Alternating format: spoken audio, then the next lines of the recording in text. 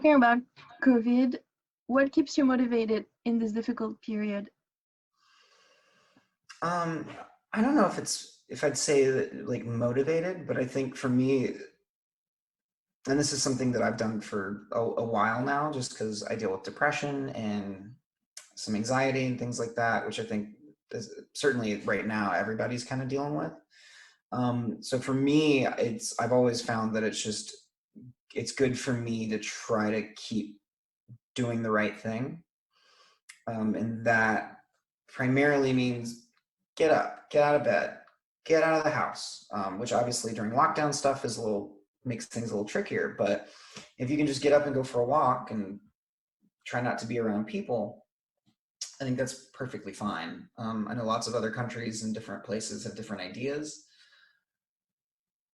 Not to comment on policy, but I just don't see how walking outside by yourself could be an unhealthy thing. Um, so I think, just trying to make sure that you just do the right thing. Go ahead and do some push-ups. No one likes doing push-ups, but go ahead and do them. And then I've been trying to read some really good books. I've been trying to play more music and do things that I enjoy. So that's what I've been doing, but that's been a constant thing for years for me, is to try to focus on doing things that I like and make me happy. So I think in this particular time, it's even more important to look at yourself and see what you can improve upon and do things that you like and make you happy. And hopefully that doesn't include, melting into the couch and disappearing off the face of the earth into your phones or something.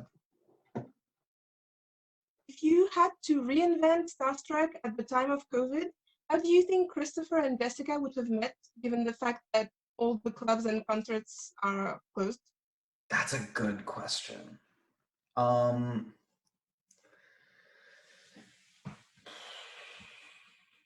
That's tough. So the only thing that I could think of would be that Christopher at his beach house has a private beach. And if he was out on his private beach and Jessica was swept towards him in a horrifying riptide, he would climb out or swim out there and save her on his surfboard or something. But then I know that California arrested some people for paddleboarding by themselves in the ocean. So I don't know. I don't know how they would work, especially in Los Angeles. I think if you remove the specific COVID stuff that Los Angeles was dealing with, then you could probably find a way to get there with a mask or something. It's definitely less of a meet cute. It's kind of hard to, fall in love with someone with a. Are you smiling? I don't know what's happening. Who was your Disney animation movie crush?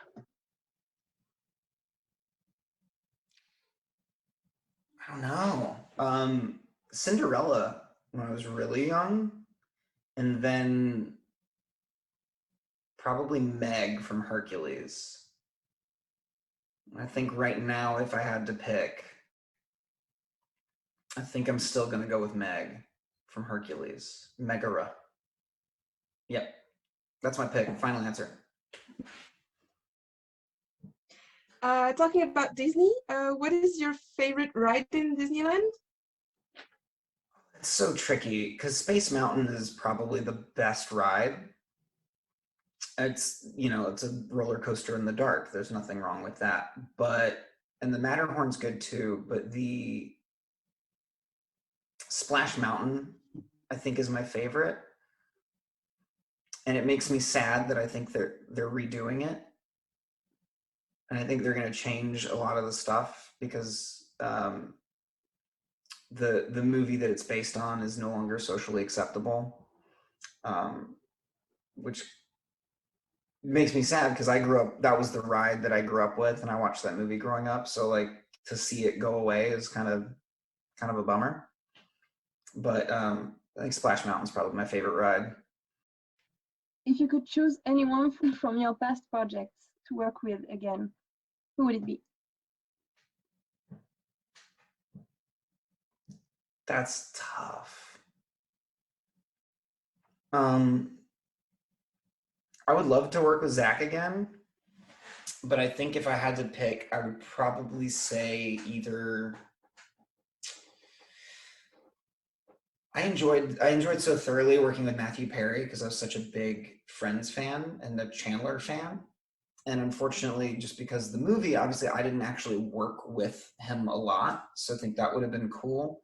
But also there's this wonderful British actor, James Frayne, who I did this small movie with, and he was so nice to me and so helpful. And we talked about acting and working and the process and stuff. So I think I'd probably say James Frayne, just because he was so kind and so helpful. And we had some really nice long talks about the process of acting and getting better. And I think just the conversations that I had with him made me a better actor. So James Frayne, that's who I would pick. I'm gonna piss off everybody with that answer, but it's true. So I know it's difficult to like project into the future right now because of the whole situation, but do you have any professional projects that you would like to tell us about? So I'm still auditioning for movies and for TV shows, and I keep getting close on stuff. I just haven't booked anything yet. I was in talks to do a movie and we couldn't come to a deal, so that was sad. But there's a couple projects coming up that I'm really hoping to toss my hat in the ring on. One of them is a biopic.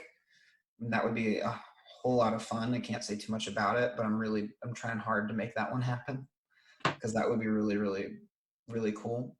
And then, other than that, I'm trying to get some stuff together to pitch a TV show as a development.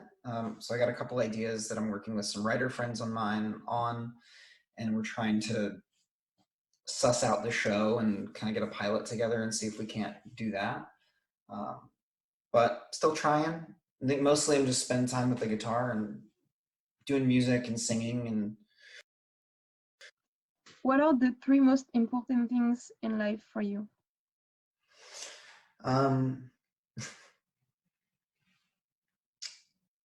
So my dad was in the United States Marine Corps, and so their motto is unit corps God country, which is just kind of a thing for them. I think it's primarily more of a military thing, but so for me, the 3 most important things are family, friends, and probably, if I'm being honest, is probably food.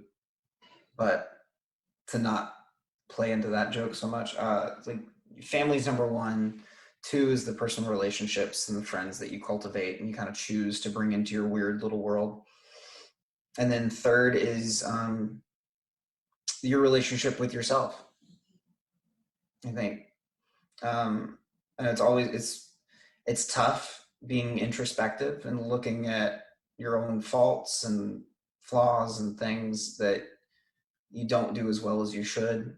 And being honest with yourself is probably the hardest thing in the world.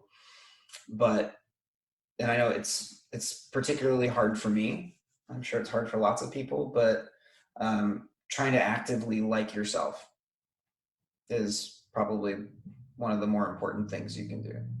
So yeah, family, friends, you. I think those are the 3 most important. Not to get so sad. Yeah.